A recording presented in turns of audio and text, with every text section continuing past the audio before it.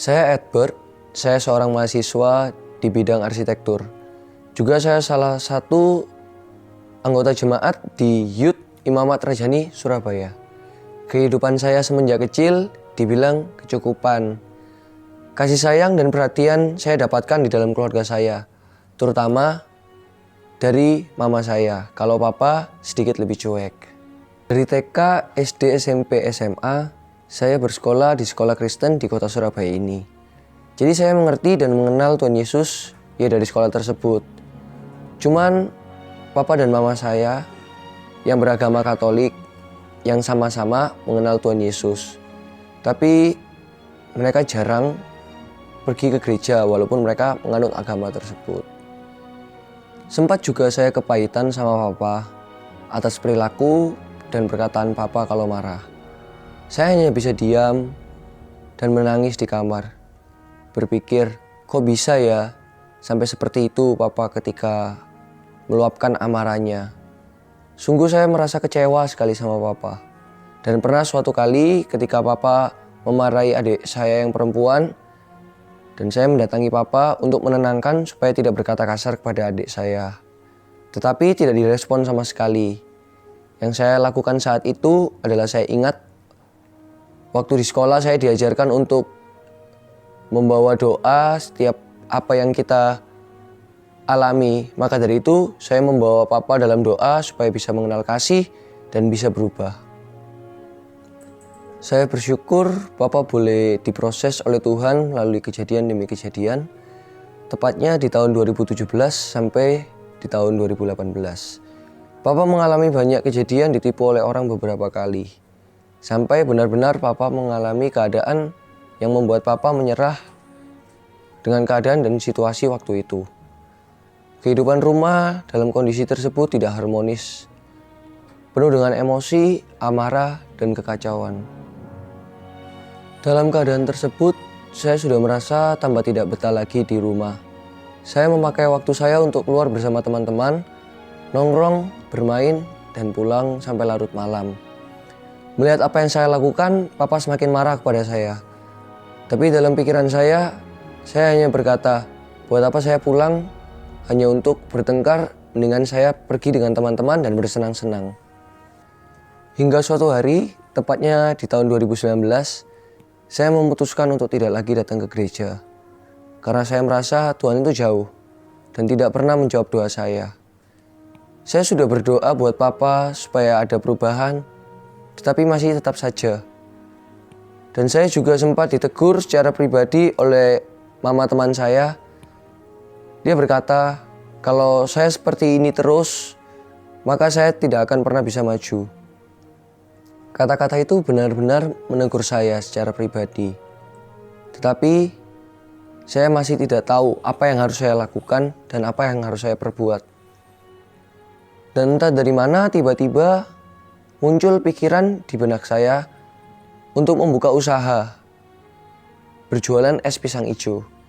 Bersama teman saya, kita berencana untuk membuka jualan ini di pasar di Galaxy Mall. Dan ketika pembukaan pasar tersebut, datanglah seorang nenek dari teman saya yang saya ajak join ini. Dia bertujuan untuk mendoakan saya di tempat usaha saya itu. Ketika saya didoakan, dari jauh mama merekam saya dengan HP-nya. Dan tanpa pengetahuan saya, mama mengirimkannya kepada papa saya. Tuhan itu baik, jalannya tidak bisa kita tebak. Tapi cara Tuhan bekerja itu luar biasa.